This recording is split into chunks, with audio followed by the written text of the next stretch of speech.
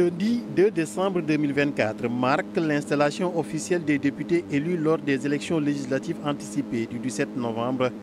La première session de la 15e législature a débuté dans un contexte politique largement favorable au parti au pouvoir qui a obtenu une majorité écrasante de 130 sièges sur les 165 que compte l'Assemblée nationale. Les résultats définitifs publiés par le Conseil constitutionnel ont confirmé la nette avance de la coalition PASTEF dirigée par le Premier ministre Ousmane Sonko.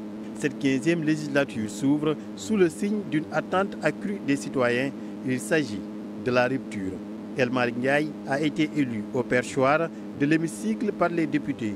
Avec 134 voix, depuis lors, plusieurs réformes ont été engagées. Le passage de Ousmane Sonko devant les députés a été un moment fort, une séance qui vise à renforcer le contrôle de l'Assemblée nationale et permet aux parlementaires d'exercer pleinement leur mission de veille pour la bonne marche des affaires. La 15e législature est aussi marquée par les décisions de justice.